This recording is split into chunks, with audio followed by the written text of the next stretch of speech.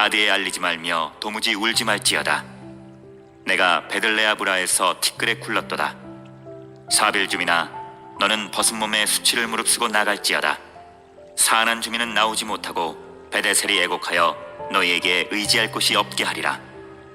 마롯 주민이 근심 중에 복을 바라니 이는 재앙이 여호와께로 말미암아 예루살렘 성문에 임함이니라. 라기스 주민아, 너는 준마의 병거를 메울지어다. 라기스는 딸 시온의 죄의 근본이니 이는 이스라엘의 허물이 내게서 보였음이니라. 이러므로 너는 가드모레셋에 작별하는 예물을 줄지어다. 악십의 집들이 이스라엘 왕들을 속이리라. 마레사 주민아, 내가 장차 너를 소유할 자로 내게 이르게 하리니 이스라엘의 영광이 아둘람까지 이를 것이라. 오늘 우리가 함께 묵상하는 말씀 속에서는 베들레아브라, 사빌, 사아난, 베데셀, 마롯, 예루살렘, 라기스, 가드모레셋, 악십의 집, 마세라 등 10개의 지명이 제시됩니다. 이는 아수르가 남유다를 침공하였을 때 유다 온 성들이 침탈당할 것을 염두에 둔 내용이라 할 수 있습니다. 실제 하나님의 심판의 도구로 사용되어 북이스라엘을 멸망시킨 아수르는 그 여세를 몰아 남유다까지도 멸망시키고자 남유다를 침공하였습니다. 이처럼 아수르가 남유다를 침공한 것은 북이스라엘을 멸망시킨 BC 722년으로부터 약 22년이 지난 후로 남유다 제13대 왕 히스기야 제14년인 BC 701년의 일이었습니다.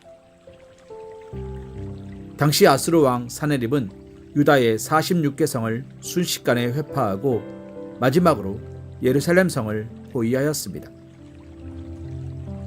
그런데 오늘 말씀에서는 아수르 침공으로 말미암아 침탈당할 성읍들을 10개로만 제시합니다. 10은 완전수로 이는 실제 성읍들의 수를 가리킨다기보다 유다 전 성읍이 비참한 일을 당할 것임을 언어 유희를 통하여 묘사한 것이라 할 수 있습니다.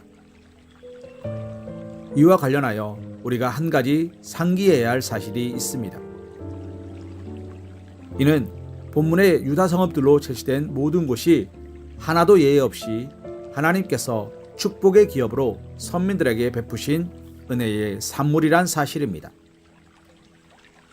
과거 애굽에서 노예로 압제받으며 비참한 삶을 살다 출애굽하여 40년의 광야 순례를 통과한 이스라엘에게 약속의 기업을 받으며 그곳에 정착하게 된 것은 실로 은혜요, 감격이요, 감사의 이유가 아닐 수 없었습니다. 그곳에서 그들은 정착하고 안전을 누리며 자유를 구가하며 살 수 있었던 것입니다.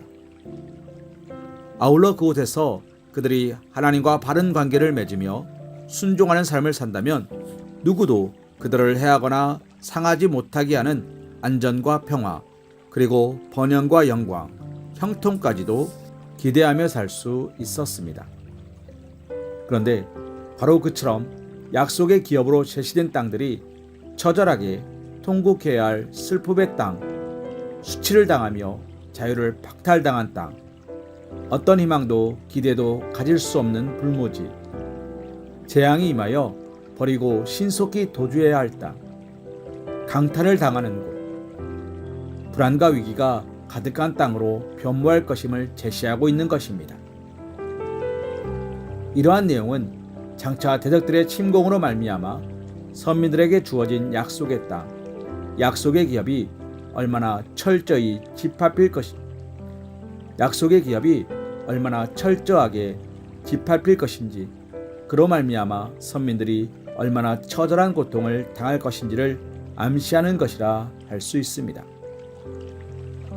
사랑하는 성도님, 선민들이 이처럼 비참한 일을 당하고 선민에게 하나님께서 베푸신 약속의 땅, 축복의 기업이라 할 수 있는 그곳에서 비극적인 일들이 벌어지게 된 것은 무엇 때문입니까? 그에 대한 대답은 너무나 분명합니다. 그것은 선민들이 하나님 앞에 죄를 범하였고 죄를 고집하면서도 도무지 회개할 줄 몰랐기 때문입니다. 그로 말미암아 선민의 땅에는 죄가 창궐하였고 마침내 하나님께서는 그들에게서 보호의 손길을 거두시고 베푸시는 은혜를 중단하신 것입니다. 이로 말미암아 선민들을 노리던 야수와 같은 대적들이 침공하게 되었고 이처럼 비참하고 비극적인 일들이 과거 약속과 축복의 기업이라 할 수 있는 서민의 땅을 뒤덮고 만 것입니다. 우리는 이를 통하여 하나님의 백성인 우리가 참 자유를 누리며 형통하며 영화로운 삶을 살 수 있는 길이 어디에 있는지를 확인하게 됩니다. 그것은 바로 우리가 하나님과 바른 관계를 맺고 동행하는 삶을 살 때 가능한 것입니다. 이는 성도가 누리는 모든 축복은 하나도 예외 없이 하나님에게서 비롯되었기 때문입니다. 이를 망각하고 하나님과 동떨어진 삶, 하나님을 외면하고 하나님의 뜻에 역행하는 삶을 산다면 오늘 말씀 중 12절에서 재앙이 여호와께로 말미암아 예루살렘 성문에 임함이니라 지적하는 것처럼 우리의 삶의 자리, 우리의 기업과 우리가 행하는 모든 것은 재앙으로 가득 찬 저주스러운 것으로 변모하고 말 것입니다. 사랑하는 성도님, 이 사실을 기억하며 오늘도 하나님과 동행하고 올바른 관계로서 말씀을 묵상하며 나아가시기를 소망합니다.